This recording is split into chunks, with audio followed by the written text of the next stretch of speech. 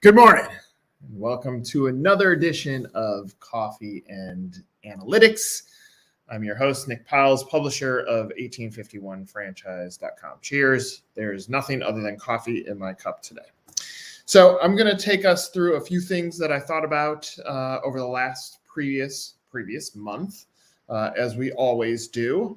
If you are a client of 1851, this is reflective in the note that you get in your monthly reporting, as really I try to find some sort of insight that I want to pull from all the data that we are extracting. As any of you know that have been following this, we have been pulling franchisee profiles across many brands, many types of investments to try to gain insights into how are they going about their buying decisions and how are they ultimately moving forward with the decision to buy a franchise. And so when we're talking with all these franchisees, we're trying to read between the lines and find things that would be interesting to you. Today, I'm going to start with the funnel, because I think this is an important part to think through as you're budgeting and planning for next year. Let's go ahead and add a funnel here, and there we go. So you'll see various stages. Let's get to the funnel, wherever that funnel is. Did I skip it? There it is. Okay, so the funnel. So you go all the way down to the closing of a lead, and that's where you're going to be able to gain the greatest amount of insight into how is that franchise buyer working and behaving prior to the moment of saying yes. And I see that as a tremendous opportunity for franchise brands and for suppliers and for whoever's trying to gain the insights to ask questions to understand what was their process like, what were the gaps, what can we solve in the future, how can we have great impact. And so I start looking at taking that moment. Yes, I've signed a franchise, and I'm going to work backwards and say, what are some of the moments that we can influence and perhaps grab an insight from and have impact to the next candidate that's coming through the funnel. And so one thing that I started looking into was, what is the trigger moment? What is that moment that's making them say, now is the time that I want to move forward, that I've made the decision that I'm going to move forward and become a lead. Now, that doesn't mean they've come to discovery day or decision day yet, but it's that trigger moment. And what's interesting is if I read through all these hundreds of responses that we've had, and it's not novel by any means, but it always is something personal. 99% of the time it's been something personal. And so you think about what creates a personal trigger moment for us as human beings. It could be turbulence in our job that forces us to look at making another decision. It could be we've moved to another city that is already causing us to think a little bit differently. We're in a retrospective or introspective mindset. So we're thinking through change in our life. And then you can think through just clear moments. Election years tend to have influence on franchise buyers. But even more simplistically, if we look at the holidays, that tends to be an area of opportunity. Now, what I've always found interesting about franchisors that are marketing their franchise opportunity, come the holidays, they say, well, we're going to slow down marketing or advertising because there's no buyers then. And so do I agree with that data point? I mean, in some cases, sure. I mean, it's certainly dependent on the brand on whether or not that moment during the holidays is the final moment. There are definitely brands that are awarding deals in October, November, December. But I think that's the wrong way to look at it, which is why I put the funnel on the screen. And so if we go all the way backwards to the awareness stage, we have the deal side that we have a roughly 3% of everybody that enters our funnel should convert to a deal. Like that should be my goal. It's not 1%. Franchising has always said 1 out of 100 leads should close. I think it should be 3%. And if we're smart about our positioning and our messaging and our execution, we should be able to influence that to get to the 3%. We go all the way back to awareness. Awareness is, I've learned about franchising. Research is, I'm starting to just dive into what is franchising, what is your brand. I'm looking at your business, I'm getting excited about it, and I inquire. And so when we've we've looked at and asked the question, how long from that awareness stage to the inquiry stage does it take? And it's 6.4 months is the hanging on. It's the number. Like, it hasn't changed in a few months. It wavers very, very gently. So in that time frame, where does that start? And so if you go backwards from the deal signed, let's say a deal signed today, we go back 6.4 months, and some are going to be less, some are going to be more. What happens in February or January? Is it New Year's resolution said, this is going to be the year that I decide that I'm going to buy a business, or I'm going to make a change in my career? And so you look back at those trigger moments and you think back to what can you have tremendous impact over. And from my viewpoint, it's tugging on the emotional strings of one of the true advantages of franchising on two sides. It's family and wealth building for family or generational wealth.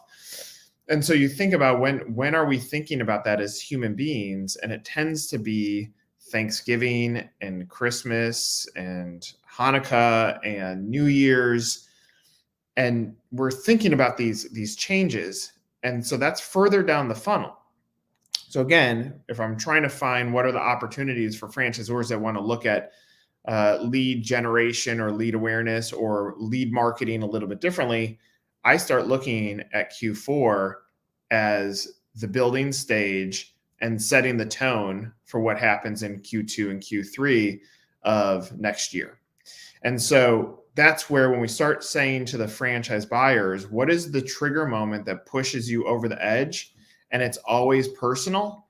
It gives us the insight that if we don't take advantage of that insight during the holidays, we probably don't set the tone the right way for the previous year. I've had exhaustive discussions about how lead candidates work, and I get it. I do wish that at Mainland or 1851, I could go do a $20,000 ad spend on Google this month and say, look at all the deals I got. Do I think there's a chance that I can convert someone? Yeah, because there are downstream prospects, even in your funnel, who are looking at a competitor brand, who have already gone through awareness and research, and now and probably inquiry to some extent, and they're evaluating. They're an engaged candidate. They're evaluating the opportunity that they're looking at. Can you intercept that candidate and say, this is why we feel we could be a better fit for you? Absolutely. But that's a downstream candidate. For upstream candidates, in the awareness and research phase, we got to be playing in a little different of a mindset, that we can spend $20,000 today, knowing that it's actually going to set the tone 6 months from now. But again, like franchisors as a whole, it takes some education on how the funnel is going to work. We look at that funnel often and say that funnel is a one-day process or 1 month. We really look at months. But the reality is it should look over a period of time. I've encouraged franchisors to also consider budgeting over an 18-month period versus an annual period, because of the fluctuation in how the prospect or candidate works. There's probably some value in creating that sort of mindset, like stretching out the goalposts a little bit. So now let's think through, okay, so we come to agreement, or those that say, all right, that's good. Let's go ahead and start marketing in areas that maybe other franchisors aren't marketing. Now I started asking the franchisees, now that you've become an engaged lead, you've inquired, and you're now going to go to Discovery Day. When you're attending this moment, and this is all about that personal trigger, like what's going inside their brains that they're not sharing with you. And I say, the question is, did you go into Discovery Decision Day as a no looking to become a yes, or a yes looking to become a no? And most of the time it's the first, meaning I came there, I was a no, I needed to be convinced that this is the right brand. We talked with a franchisee from Footprints Floors, who said, I was destined to be a restaurant operator. That's my background. I was a general manager. That's the category I wanted. I went to Discovery Day at a restaurant brand that I wanted, and I could not get behind the culture. And that kicked him out. He was out of the process, done. And he went and switched and bought into a Footprints Floors. And so that is an interesting insight, because then, like, if he was a no looking to become a yes, he remained a no. And so now what the question becomes, now that you're an engaged candidate and you're coming into Discovery Day or Decision Day as a no looking to become a yes, and that's obviously you're looking for that final convincing that this is the right team, the right investment, the right organization for you. Think of how much time went into them preparing for that moment to even come into your meeting as a no. And it's quite large. So what we said to recently signed franchisees, and this is just a few of the highlights over the last month, we said, all right, you're at this final stage, you're no looking to become yes. How are you going through the research phase? Because if we can gain some of those insights, then we can say, brands, this is where you need to make sure your message is. I use Google to research other brands, and the brands my franchise consultant introduced. Okay, so obviously a franchise broker said, here are the brands in our inventory that you should look at. And this franchise candidate used Google as a research. So are you on Google for category research? Meaning you're in education. Are you putting out content that says why the education industry and why you? There's an area of opportunity. I Googled, talked with other Zs, and read all about franchising. So do you have a day in the life of your Z on your site? Not just testimonials, but rather them walking the candidate through a day. Like, what does a day or a week, or what does it feel like? Maybe some questions that would be non-traditional. And also, do you have a general how to win at franchising content in your arsenal? Meaning, if your brand says yes to novice franchisees, meaning first-time franchisees or first-time people into the franchise industry, are you giving them material on why franchising? Like, what are the advantages, and obviously how your brand can stand out? And then the other person said, I watched videos, needed to get comfortable that I could actually do this. So do you have videos that help? And they don't have to be high production, but authentic, that helps that candidate through the funnel. I started thinking about this candidate and who do I want into my system? And it's top of mind because it's a book that I'm reading. I'm reading Chicago Cubs, Story of a Curse, because I'm a Cubs fan. It's written by Rich Cohen. And it's not just because of that, but in here it says, the only friend I made among the press was a kid entirely untouched by the sinking heartbreak of history. His name was Nick, and he was on summer break from Drake University in Iowa. That's me. So, but that's not the point of this.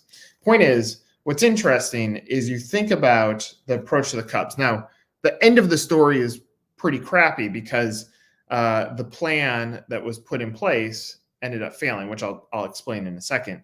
But if you think through the Chicago Cubs and you relate it back to your business, and frankly, I'm thinking about this as it relates back to our business too.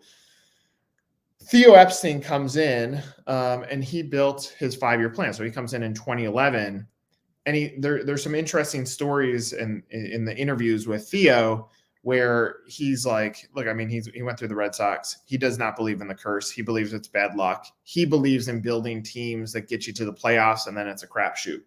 Well, let's cross-apply this to franchising.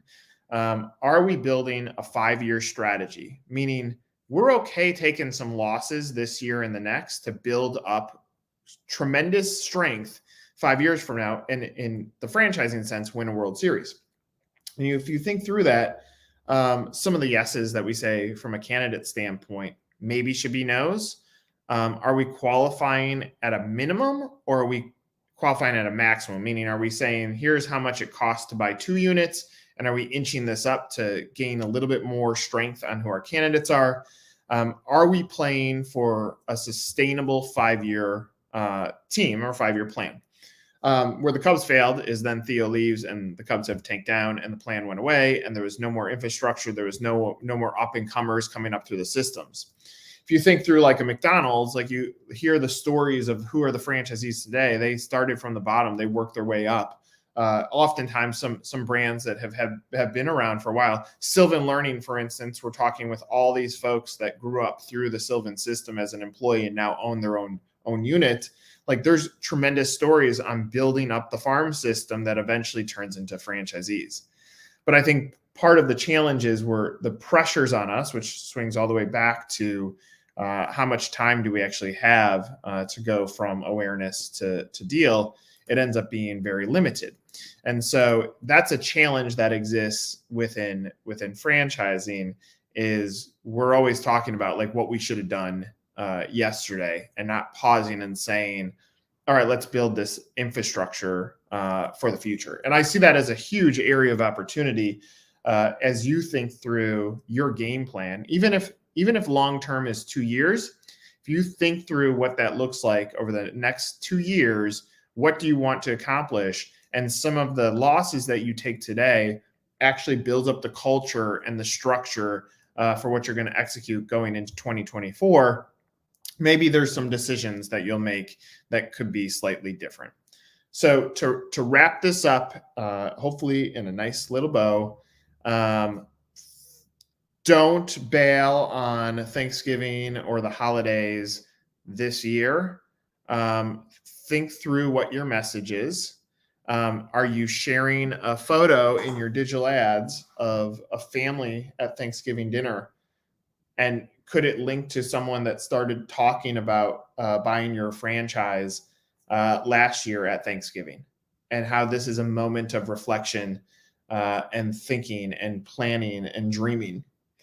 When you get to the Christmas, Hanukkah, Kwanzaa holidays, are you sharing the stories of family again and talking about like, how do you feel when you wake up on Christmas morning and get to be with your family and you're in charge of how that day looks? Do you take some of those insights and place ads on weekends? I started looking at one of our clients' analytics on time on site from a candidate standpoint, and they see a tremendous impact and uptick on weekends. Is that a valuable insight? I think so. And so if you can get into the mindset, if you can't get into the mindset that you're chasing applications and deals and you have to play in the lead category, my recommendation is if that builds comfort, use the franchise portals. You will get names. You take a crapshoot that one may convert, could be a deal. Is that conversion a long-term franchisee? I don't know. It'd be interesting to see that data on how many have come from the portals. And maybe we'll start asking that question or diving into that. But if you want leads, go get leads. They're available. You can even put a form up on Facebook that generates just a constant flow of leads. If you want applications and deals, tighten it up. Make sure that you're spending in the times that have the highest amount of trigger moments, transitional periods. Be smart about that.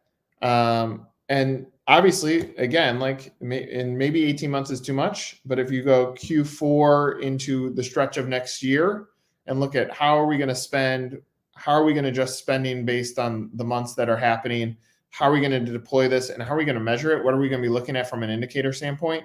And also facilitating the research, then you might create some nuggets. I know that's overwhelming to give a ton of information there. Obviously, we're here to help and impact that funnel as much as humanly possible.